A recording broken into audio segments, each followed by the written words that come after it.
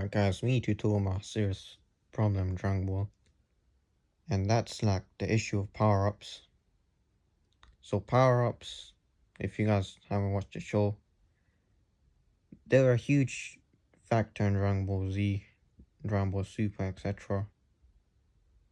Like without it, obviously it's not gonna be what we all know and love.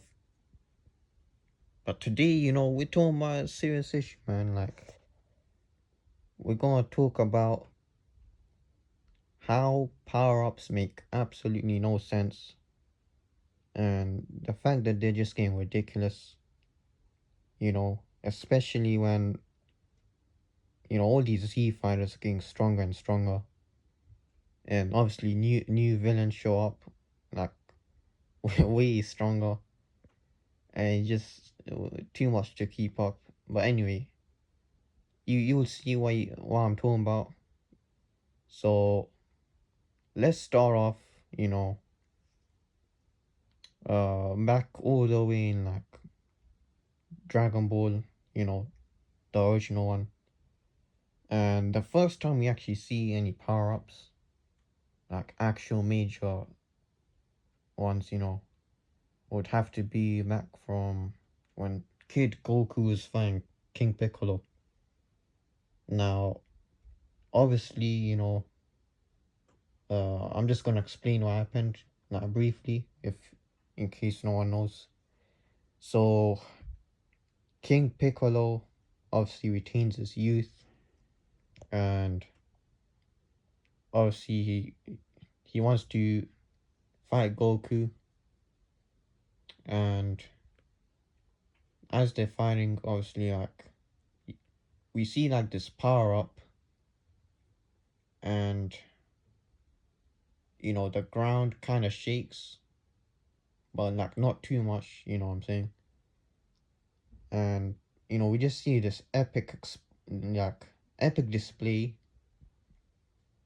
of like this huge light, going up to the sky, and just yeah, so like that's like the first power up we actually get to see.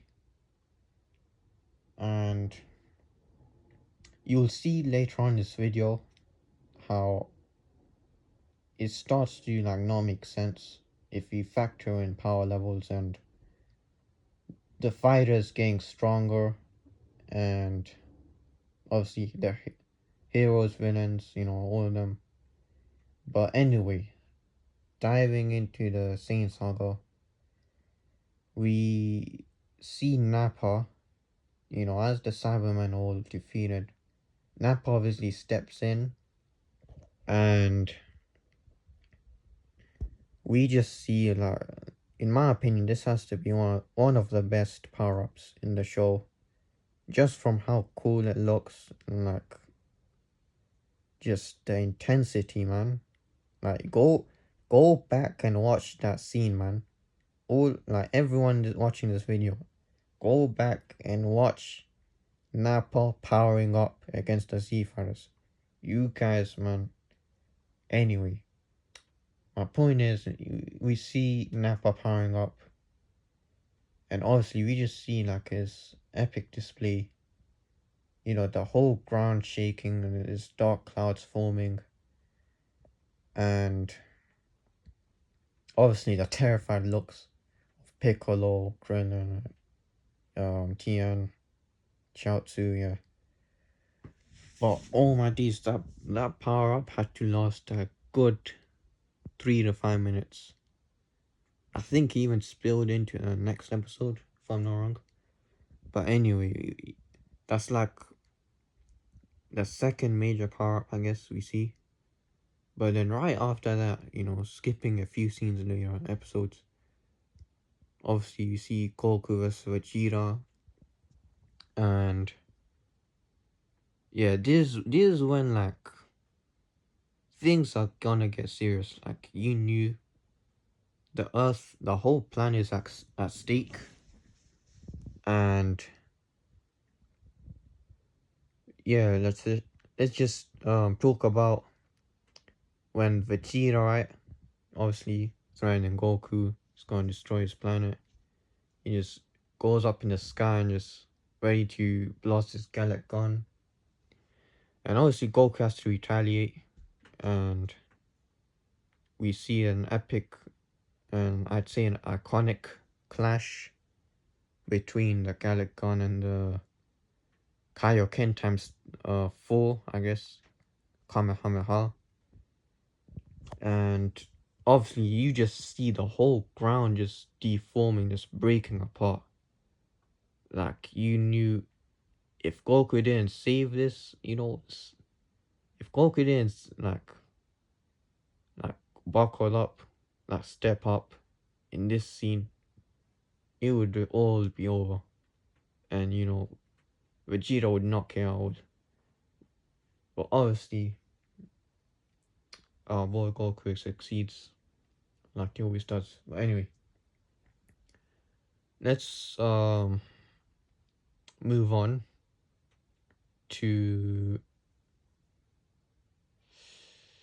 I don't want to bore you guys with the whole anime of Dragon Ball Z, because yeah, you guys already know what happened. You know, you don't need me to explain.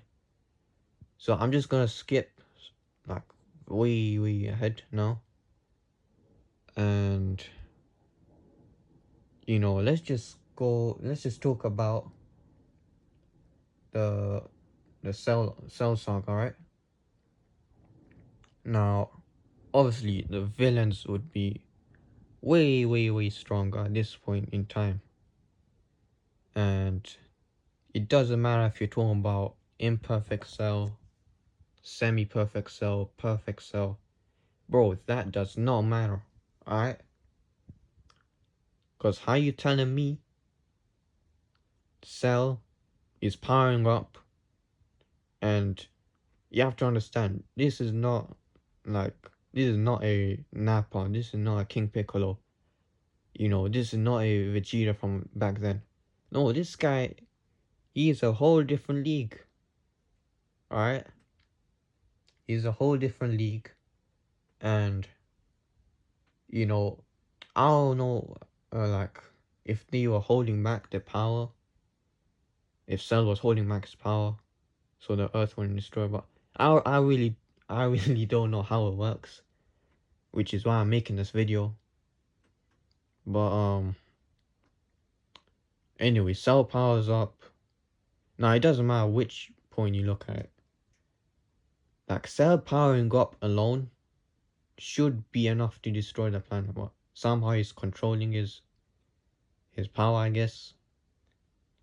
So then only some parts of the, you know, the ground break. But anyway, moving on, right? Actually, no, let's not move on just yet, because I want to talk about something that I really should have blown up the planet, but didn't. And that's the, again, another iconic clash between Perfect Cell, or should we say Super Perfect Cell, and Kid Gohan Super Saiyan 2. Obviously, the Solar Kamehameha. You guys all know what I'm talking about. But yeah, if you, like, guys, does this not make sense to you guys? Please tell me in the comments. Like, if we talk about, alright, fine. Let's talk back about, you know, Vegeta and Goku in the same song, the Gallic Gun and the Kamehameha. Like, you guys saw, right? You guys saw the whole, like, bro, there was a whole earthquake in in the filler episode. Now, I know there's gonna be people who's saying, no, that's filler, not canon. Man, look, I'm not worried about that. I'm just saying the whole earth was probably shaking, ready to burst. But then, like, 3 sagas later, right? 3, 4, 5, how many sagas do you want to see? Alright? Until the, obviously, Gohan and Cell. How is that not blowing up the planet? How? Like, please, tell me. Like, these guys have, like, way stronger power levels. And they were not holding back. They were not holding back at all. And you're telling me that the planet is still stable? Like, what? Anyway, we're not done. Guys, we're not done. Because in the Boo Saga,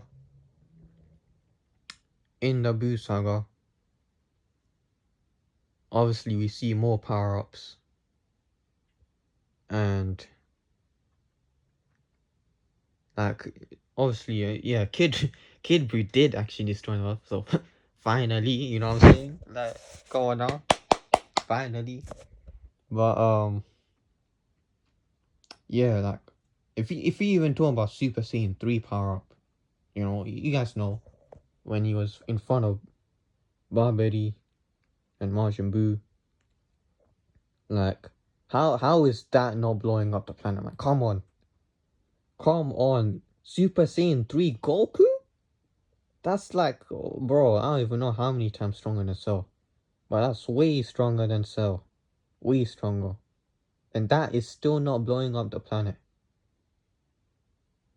But again, you know, my theory is they're trying to control the energy to the point where it only breaks some of the planet, but not like the whole planet. Again, that's just like my theory on it. And probably a lot of you guys watching this video think the same. Or if not, just let me know, man. Cause yeah, I always wondered this. And obviously we can talk about Dragon Ball Super as well. There's a lot of moments where they power up. Like Golden Frieza, Super Saiyan Blue. Like, come on, that's a whole different level. But again, I just made this video because power-ups, they just... Again, in Dragon Ball Super, they don't even look serious, man. Again, guys, you know the power-ups talking about Nappa? That was absolutely, like, threatening level looking, if that makes sense. But in Dragon Ball Super, man, they do not look threatening. They don't look threatening at all. You barely see blood, bro. Come on. What are you guys doing in Superman? Like, man. And obviously Daima came out. You know, obviously we all want that to spark. But yeah, right now this video is just about power-ups. Yeah, man, this is basically it. I just wanted to cover this topic because I feel like not many people notice this. But like, come on, if you're comparing power-ups, like Dragon Ball Z, you know, it's threatening, man. You can just feel the Earth, or like whatever planet, even Namek, alright? Even all the power-ups in Namek, like, you see the ground breaking, man. You see the ground breaking. Like, you knew like some serious like stuff gonna happen, man. And like later on, obviously, it does get serious. Towards the end of Z, obviously, Kid Buu blew up the planet. He was about to probably blow up the Supreme Kai's planet. You know, the planet of the Kais, whatever. He was probably gonna blow up that too if Goku didn't beat him with the Spirit Bomb. I'm not even gonna cap, but if you're talking about like the present time, like in Super, Goku, Vegeta, Piccolo, Gohan. Okay, maybe not Gohan because he's kind of slacked off. But all these major characters, like, bro, if they were to blast a single ki blast on Earth, that alone should be enough to obliterate Earth. Because, like, you gotta wonder at this point, how durable is this Earth? And how strong have these fires gone over the years? Like, many times. You can't even count. You can't even count, man. You can't count how much. You can't measure anymore how strong these fighters have gotten, you know, because obviously the only point in time we could measure, like the last point, would be Frieza Saga, because they actually had scouters. But after the Frieza Saga, you cannot know, like, these guys have gone to a whole nother realm of strength, of power levels, of speed, of durability, you know? Like, you just can't measure anymore. Like, if you were to use a scout on these guys today, like Vegeta, Goku, the scout would break. I'm sorry, but the scout would break. Like, it's impossible. You can't measure their power level anymore. And, you know, it's just ridiculous, you know? Like, we got them fighting, you know, gods of destructions, you know, Beerus, Champa. Yeah, you name it, man, you name it. Like, their power cannot be calculated, you know? You just... How is the Earth still intact? How is the Earth still suitable for these, like, super powerful beings, you know? Because you have to understand, Goku and Vegeta specifically, they're Saiyans. They're not from Earth.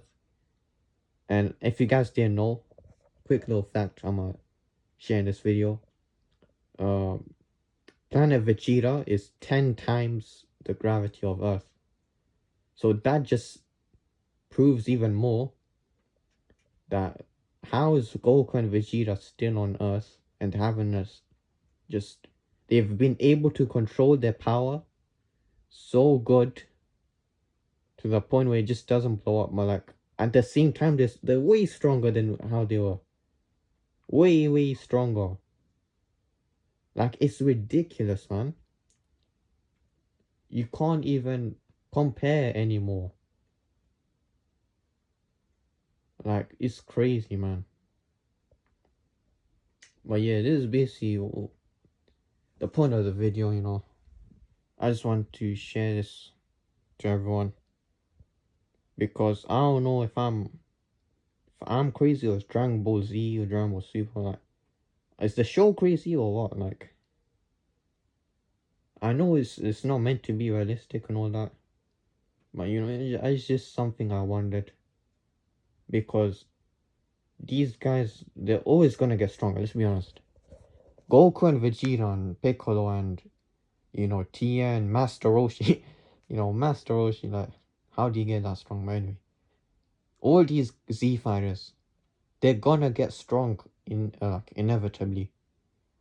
So like, what's the point?